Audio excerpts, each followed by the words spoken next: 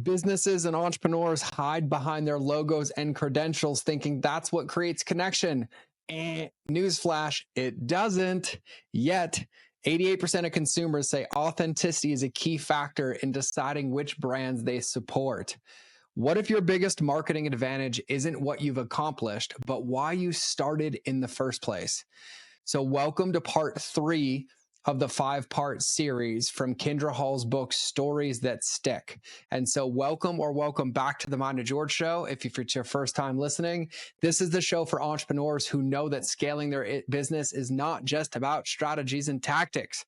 In this lens, it's about stories, the ones about you, but it's also about breaking free from the outdated business models, copy and paste marketing tactics, and the mindset limitations that hold us back, all so that you, this incredible human listening, can grow and scale your business with ease and impact by mastering your mindset, refining the customer journey, which starts with yours, and creating marketing that truly connects with who you are and your audience. And today, we're diving deep into the founder story. This is your story. It's the narrative that turns your why into genuine connection, and you can learn how to transform your origin story into an authentic bond with your audience that builds lasting trust and loyalty in today's episode. We're going to dive into why people follow leaders and not logos, how to craft your compelling founder story, and I'm going to skip the line for you. It's not about it being dramatic. It's about it being authentic and real. Common myths about founder stories and the mistakes that people make, where and when to share your story to connect with your audience, to build that trust and loyalty, and how to make your why memorable. And I would submit that the era of faceless brands is over, because the new standard is authenticity. We've known it for years, but the world is demanding it more than ever. And it's the one that prioritizes the human story behind the business. And so if you're ready to turn your why into your biggest marketing advantage, this episode is your founder story blueprint. So let's dive into the show. Welcome back to part 3 of the Stories That Stick series, which I've called the stories that scale, the stories that sell, and the stories that stick. But the actual book title is The Stories That Stick. But you get the point, right? Because people don't follow logos, they follow leaders. They want to know the human behind the brand. They want to know what drives you, what you care about, and what made you create what you did. They also want to know what you believe in and what you stand for, right? These are the way that we create movements. And it's really, really important, because our audiences should never just be buying our solutions. They should be buying into our story. We talk about this with movement all the time. And one of the easiest ways to convey your story is with the second story type that we're breaking down, which is what we call the founder story, or the second story type we're breaking down, which we call the founder story.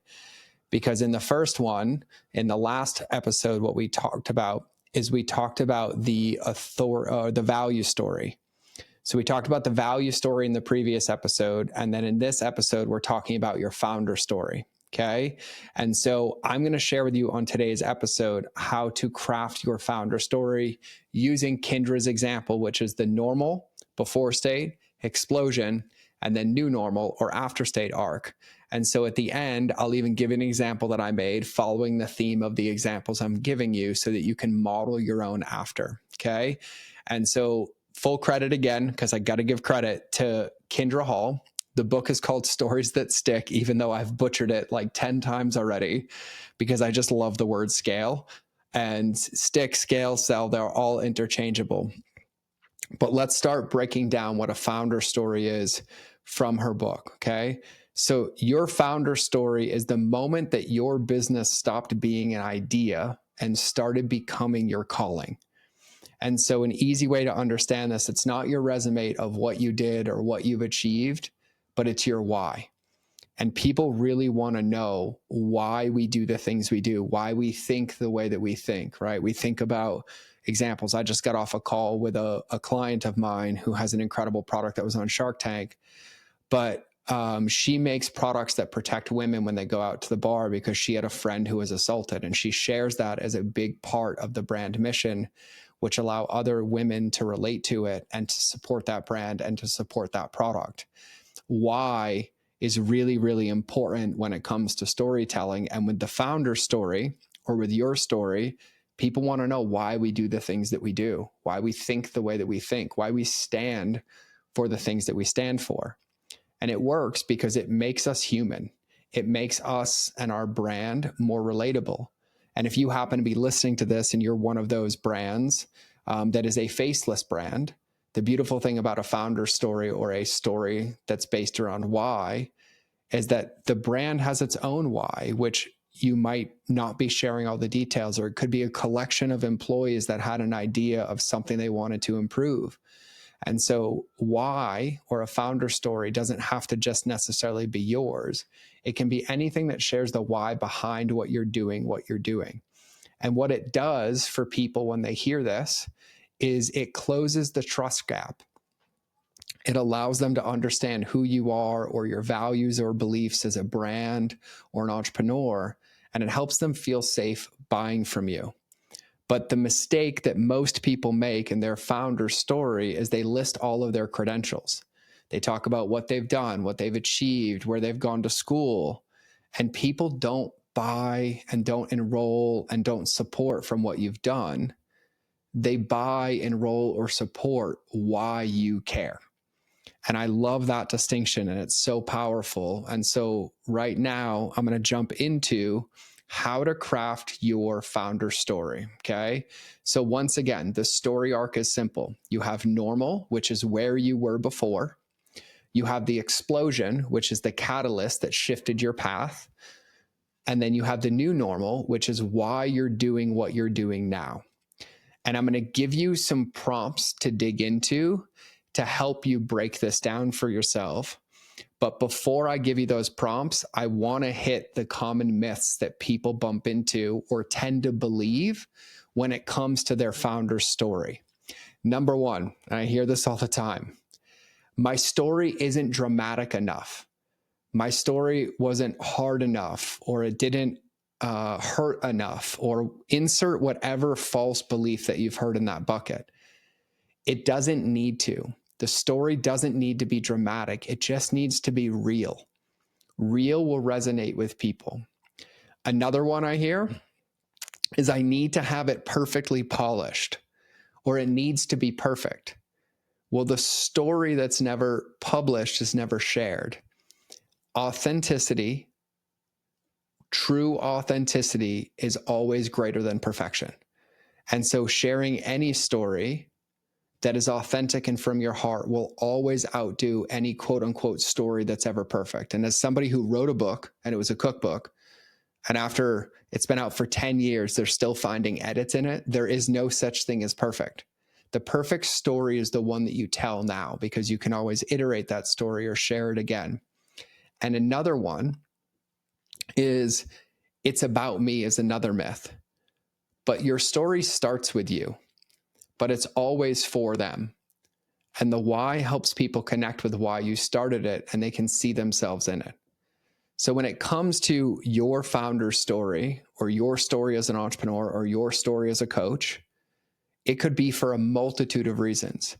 It could be because you got coached and you didn't like how it felt. It could be because someone in business screwed you over. It could be because your child went through something and you wanted to shift it. It could be because you had a skill set and you wanted to share it with people to help them with it passionately, right? There's a lot of things that go into the why we do things. And remember, it's not about grandiose. It's not about drama. It's about real and authentic. And so here's some prompts that you can use, and there's plenty more in her book, but there's some prompts that you can use to start pulling out the ingredients of your founder story.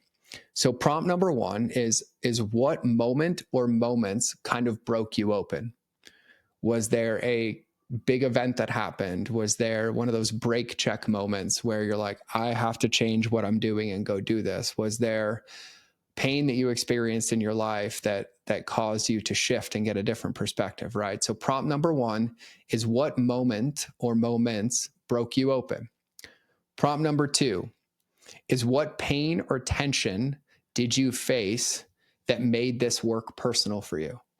What pain or tension or resistance did you face that made you care even more so about what you do in business, or what you put into your products, or how you treat your customers? What pain or tension did you face that made this work personal? And then the third prompt is, when did you realize I can't not do this? Like, when was the moment where you realized this is the only way I can do this, or there is no other way, or there's no turning back now? Because those prompts will start to give you the ingredients of your founder's story, which is the why behind the reason you choose to do the things that you do. And even if you're in like a saturated market, like coaching, like me, there's a million coaches, a million of them, probably more. I don't know. I'm just guessing, but I know there's more than that. And if we all coach, the only differentiator we have is why we coach the way that we coach, why we approach it the way that we approach it. And so your story is really impactful as a differentiator for people not comparing you on features and benefits, but also comparing you on beliefs and how they feel around you. And so those are a couple of prompts to help you dig into your founder's story. And I'm going to give you an example that I wrote, and it's really, really high level. And really, it's designed to help you just hear the makings of a founder story with the normal, the explosion, and the new normal for you to craft your own. And when we think about where to use your founder story, with all 4 of these story examples that I'm sharing throughout this series, everywhere. On your about page on your website, instead of just listing your background or your accolades, you lead with a moment of emotion or tension. On live launches and webinars, because it anchors your audience into your values and shows them that you're not alone. When I keynote, I use these. When you're hiring team members for culture, you let them know why and you ask what's important to them. But with all 4 of these story prompts that I'm giving you, effective marketing is not just choosing one and posting it and letting it live there. It's keeping these stories alive through storytelling. And these stories get to come to life as you do this. And so when we take our previous story from the last podcast where we talked about a value story, and then you have your founder story, of course, is going to live on your about page or your website. But then maybe there's a highlight on your Instagram telling the full story as well, where the value story is one that you're constantly repeating and sharing throughout your marketing strategy, which is a lot of what we help our clients do. But these stories, they're only as strong as your ability to tell them. And so where you should use it is everywhere. I love the 4 story types that she gives us, because these are the 4 stories that should be rotated through everywhere that we are. But these are just a few ideas of where to use them. And so I'm going to share a version of this just for you to have this to come back to. And I'm going to read it out loud to you. And it's just for you to understand a founder story. Okay. Now, this is a high level example. The one thing when you're writing your story or that you're sharing your story is you want to give it as much texture as you can. You want to make it as real for you as possible so that it can elicit or activate emotions in the person reading it. And when I write these examples, I'm trying to keep them very vague so you can take creative freedom and make them yours. And this story is about a moment that I had as a coach and a consultant and how I shifted. And so I'm going to read this story for you so that you have an example. Before I ever did what I do now, I was known for being the guy who could quote unquote fix things. I could fix funnels. I could fix email sequences. I could fix launches.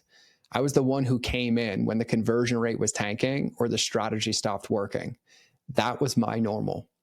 And honestly, I was really good at it, but I was exhausted, like physically exhausted, like not the kind of tired that sleep fixes, the kind of tired that comes from doing work that doesn't light you up anymore.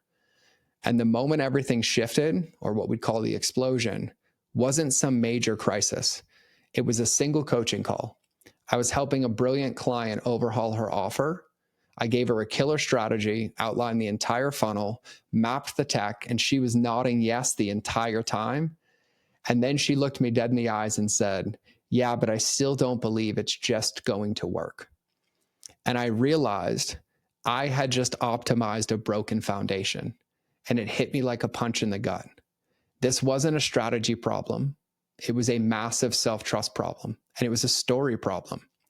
And in that moment, I knew that I couldn't keep being the quote unquote fix-it guy. I wanted to help people feel seen, to help them align their business with who they really are, and to build companies that felt like a reflection of their truth, not just a funnel with a face on it. And that was my new normal, and that's what I do now. I help entrepreneurs connect with themselves first at the deepest level so that they can create businesses that feel like home and work like bananas or like rocket ships or insert whatever else you'd like there. And not because the tech is perfect, but because the foundation is aligned. And so that's an example of a founder story. That's a short one. That could be a Facebook post. If you go to my about page on my website, we have my founder story from my childhood to the Marine Corps, to my weight issues, to my addictions, to where I am now. But they all follow this arc of what was the normal, what was the explosion, and what is the new normal.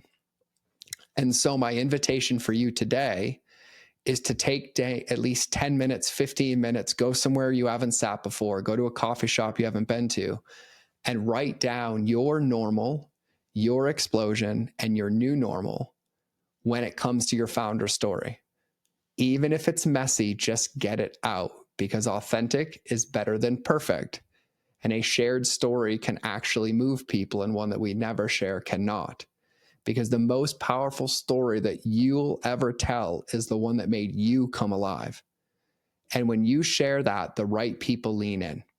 And so I want you to take some time to just identify your founder story. And even if you know it, just in me recording this podcast, I realize there's more for me to add to mine. And I'm going to go be updating my founder story, my about page on my website, because there's things that have happened since I wrote it that have made it clearer and clearer. And so even if you have one, I want you to use this as an invitation to look at it again, take another lap around the field with your founder story, and then start sharing it. And if you would like to share it with me, number one, I'd love to read it. So share it on Instagram so that other people can hear it, and just take this as an invitation to just go do a video or a post about why you do what you do, and share why you do what you do and tag me so I can come read it. And then I'll come tag along and support you and message you back. But I want you to be proud of your story as well. I want you to share it. I want you to call in the right people. But most importantly is I want people to know why you do what you do. I want people to be able to feel you, to feel connected to you, to know who you are as a person and why you work so hard to do the things that you do. And remember, this is not about drama. This is not about theater. This is about real. People like real. People crave real. And the way that Kindra breaks down this founder story is really powerful to use every single place you exist in your business. Just like you might meet somebody at a coffee shop and they're like, yeah, but why do you do this? Well, here's your story. Or you go give a keynote, or you jump into a Zoom room with other people's audience members, or you go live on Instagram. Someone's like, why do you do this? And as easy as it is to say, oh, because I have a marketing degree in blank. It's like, no, because there was this moment in my life and this is what happened. And here's how I see it now. And that's what creates trust and relatability and gets the right people to lean in. And so this from her book is the founder's story. And the book, just so I can get it right and not keep butchering it, the book is Stories That Stick. I also like stories that scale, because we're all about scaling relationships over here. But my invitation for you is to lean into this one. So in the last episode, we hit the value story. In this episode, we hit the founder story, and there's 2 more coming. So if you didn't listen to the first 2 episodes in this series, which the first episode is an overview of all of this and why it matters and how it applies, and the second episode was the value story, go listen to those as well. Go get this done. And by the time the next podcast comes out, a week from now, you should have 2 stories in your arsenal to start using in your marketing, using in your messaging, using in your emails. And then I'm going to give you the other 2 pieces. And so have an absolutely beautiful day. Remember that relationships will always beat algorithms. And I will say that the most important story that we have is yours. And so feel proud of it and share it, because it will bring more people in like you and let them get to know you as a human and why you operate the way that you do. I love you. I'll see you in the next episode, or you will hear me in your earballs. But either way, God bless.